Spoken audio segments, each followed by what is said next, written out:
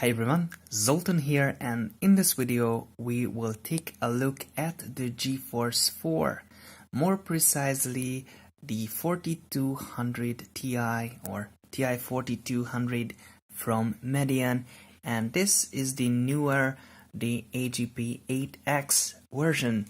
So just a word about Median, it's basically MSI just with different OM branding. In the previous video, we've seen the GeForce 3, and now let's see what improvements the GeForce 4 will give us. First, you can see there are two VGA outputs. It says 1 and 2. It has a twin view technology, which basically lets you to use two displays. I have two identical HP monitors, and maybe once I will test games, probably if they are able to support two displays, or I'm sure about these old cards can do that. In a Windows desktop, I'm pretty sure it would work, but basically we are focusing on games, and this is just an interesting fact. I was worrying about the memory interface, but as you can see, only 4 modules here while we have 8 here, but this card is one-sided regarding the memory chips, and this has in both sides. At first look, these are totally identical memories, and both from Median, really similar cards, but this is missing this front panel stuff, but the place is here, and also it has a nice little aluminum cooler here and a fan which is really small, so I really hope it won't be really loud. So yeah, that's it, and I just want to see the differences between these AGP4X and 8X bus, but there's really no big deal here. So yeah, what the GeForce 4 will bring us, it has a new AQ AA anti-aliasing, which could be a great thing, but these are just not fast enough for my games, and I'm not really setting any AA, only if there is an in-game setting. The other big difference is the vertex shader. Now the GeForce 4 has 2 vertex shaders instead of 1 we have seen in the GeForce 3, and also NVIDIA removed the built-in hardware TNL engine here, so all the vertex transformations are basically running as a built-in or a driver vertex shader. So even if you are using the fixed function pipeline, it will use its vertex shaders to do that stuff, which sometimes gave some advantage to ATI in some games, or maybe in 3D Mark, but otherwise these two vertex shaders are pretty fast, and it is really good. Better clocks than the GeForce 3, it will also help. So basically we will see the 3D Mark scores and the games, and we will be able to decide. I've just taken a look on the internet. I don't have Windows XP installed on the retro PC, just Windows ME, so I can't use GPU Z. Trying to focus here, okay. So we can see the differences. NV20, and we have NV28 as the GeForce 4 8X. Not sure it's the exact same card, it's different, but maybe the basic details are the same. 2 vertex shaders instead of 1, some pixel frame rate increasements, and it says the memory bandwidth is lower in the GeForce 4. I'm not sure if it's clocked that low or not. We'll see the performance basically, but I think the GPU clock is right, so instead of 175 we have 1225 100 megahertz on the clock, which basically a great boost I really hope the memory bandwidth will also increase. Yeah, so this is the first look at the GeForce 4 4200, and we'll see the games and the 3D marks. How will it perform in Halo and Far Cry and Unreal Tournament 2004? Basically, those are the games I'm the most interested in. And maybe we'll retest this card once I move to Windows 2000 or XP for more modern games. So please enjoy the video, the game test, the gameplay, and please give me a like if you like these videos, and if you have any suggestions, please share them. I really want to improve my videos. Thank you. And this is Carmageddon once more. Basically what I could say, it's even more colorful and brighter than with the GeForce 3. I don't know what settings the card actually does, because basically the game settings are all the same, but as you can see on the road, it's even better somehow. The frame rate is really great. Basically it's around 75, sometimes dropping a little, but yeah, with the GeForce 4 basically you can max out this game, and we have seen a perfect stunt, I guess, or almost perfect at least. Yeah, so this was Carmageddon.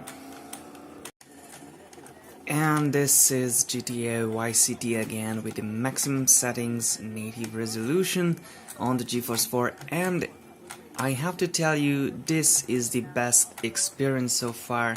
Those really annoying loading stuff just disappeared, so it was not the Windows Millennium issue, it's the graphics card.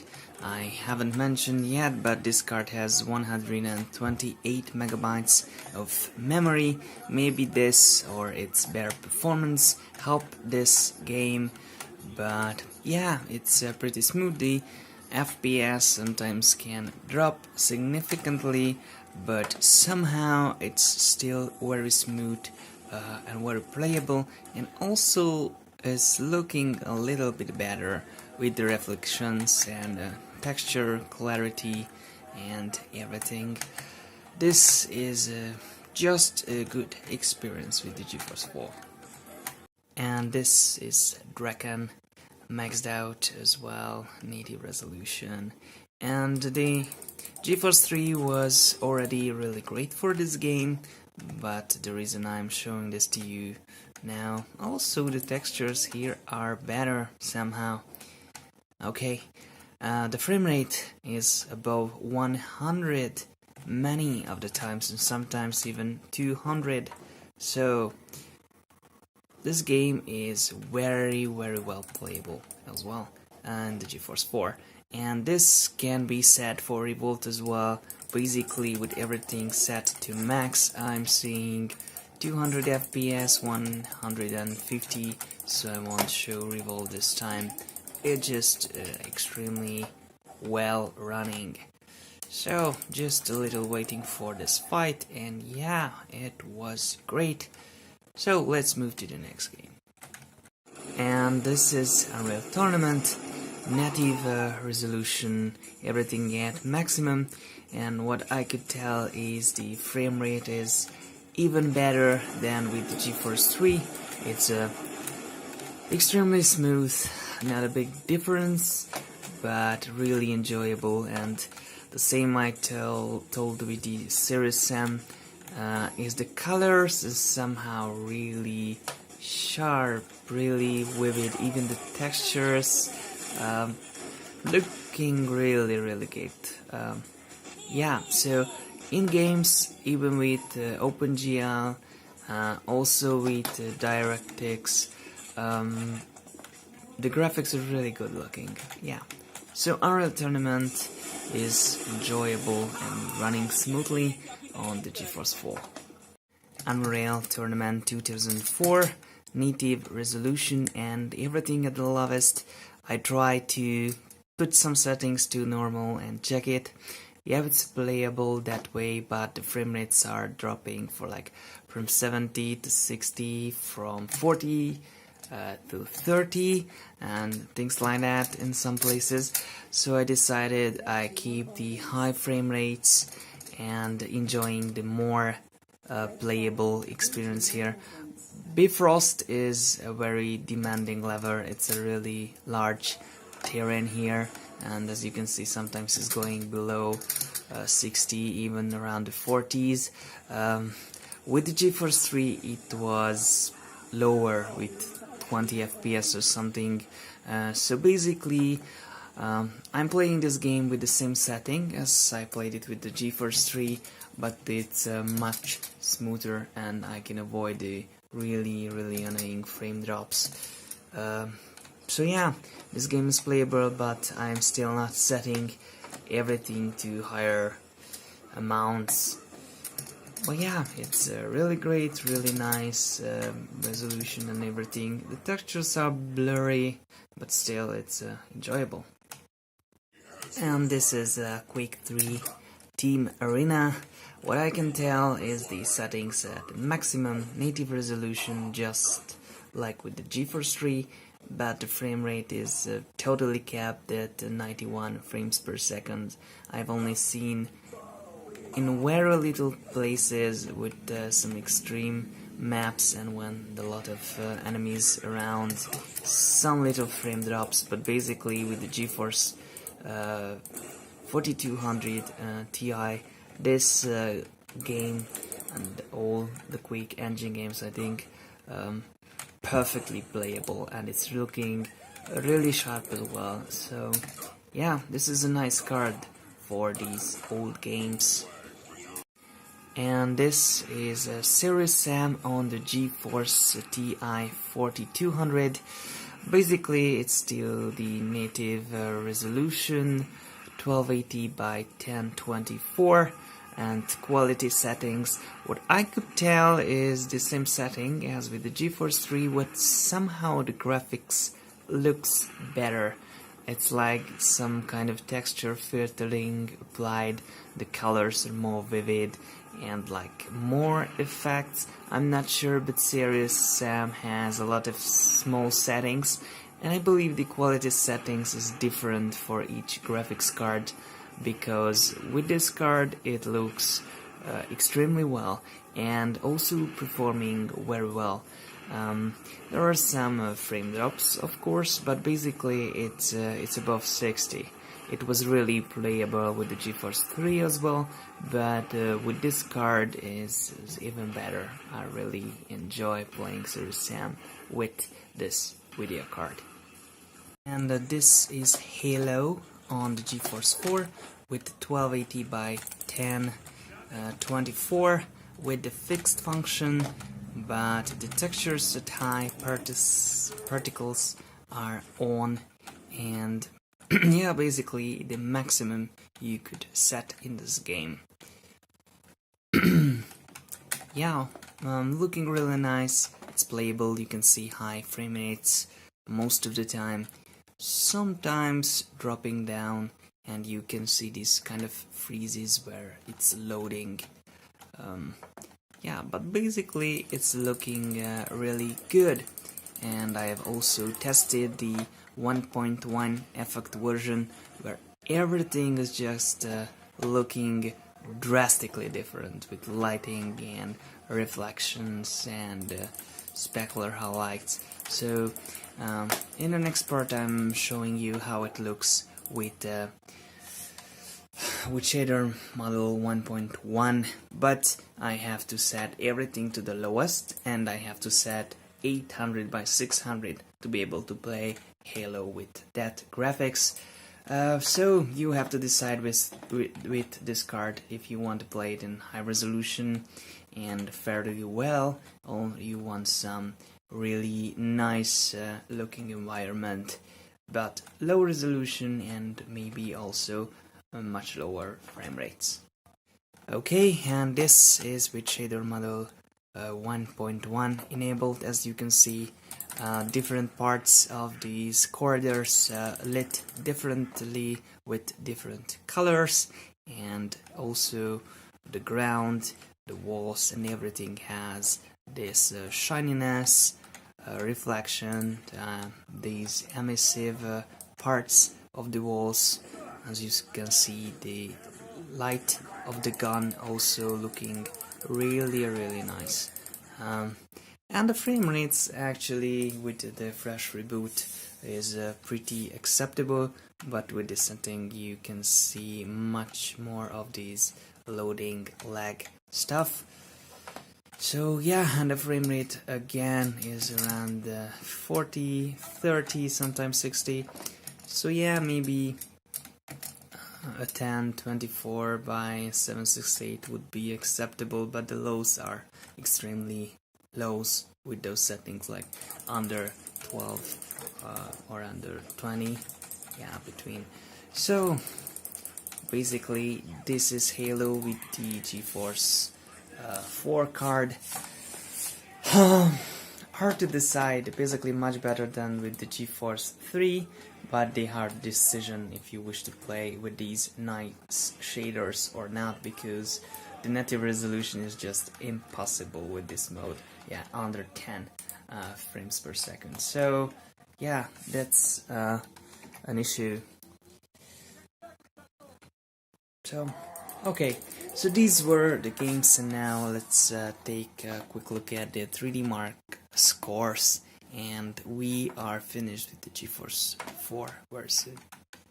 And this is Far Cry, still the native resolution, everything at the lowest, but if you look at the ground textures, you can see a lot of bump map or normal map details on it, and also many other extra graphical element. So I think Far Cry actually adjusted itself with the GeForce 4, and this way, well, it's more demanding on it. But as you can see, the frame rates are still very playable. It's okay. Just under 75, 40, and sometimes 30 FPS, and yeah, it's really great. I'm just trying to check out how to use the hang glider here. Yeah, this is it, because my little sister is playing the games to be able to show you some gameplay footage while I'm talking, and she will just fall down here. Yeah, so this is Far Cry, really nice, and the GeForce 4. Yeah. So here we are with the 3D Mark 99 score. It's 7499, which is actually just 1 point lower than with the GeForce 3. I realized that every benchmark run with 75 FPS logged, which is my monitor's refresh rate, and I haven't found any solution to disable VSync, because I'm pretty sure it's VSync, and only in this 3D Mark it's enabled, and that's why you are not gaining any higher score. So I think GeForce 2, 3 and 4, all of them could gain higher score if I could disable VSync. I experienced maybe in Windows XP or later Windows 7 or something, 3D Mark 2000 does the same thing, and I can't reach high scores with that. So what else we've got here? So yeah, this is the GeForce 4 AGP 8X, and it has 128 megabytes of memory, which is real great, and also TV encoder, which was missing from the GeForce 3. Yeah, I mentioned the TD and the 2D. That's it. Has this flickery effect, and even if I click on Start, Shutdown, you can see this. So it should degrade a little, and it really brings up the actual effect what I'm experiencing in 2D, but not in the 3D. 3D is really sharp, much better than with the GeForce 3, but the GeForce 3 was awesome with 2D. So yeah, this is about the card. 3D Mark 2000 from 10,000 we moved up to 14,000 and almost 15,000, and in 3D Mark 2001 from 7,000 to 10,000 and a half, yeah, basically. And in 3D Mark 2003 from 1,000 to 1,500, which is really good.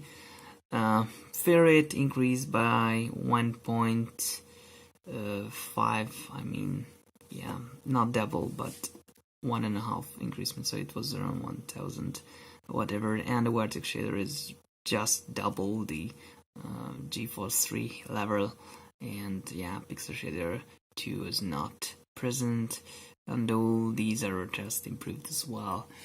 But really it's showing that pixel shader is just it's not an option with this card still, really, in normal or more taxing games.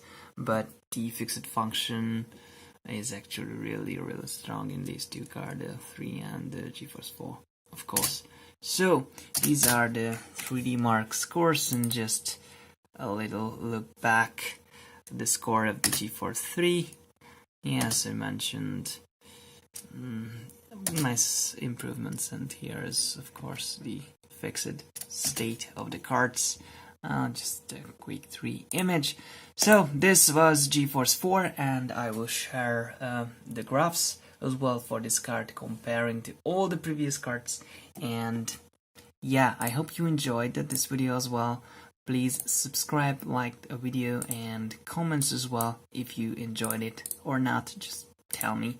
So thank you so much for watching once again, and have a nice day or night or what you have. So bye bye.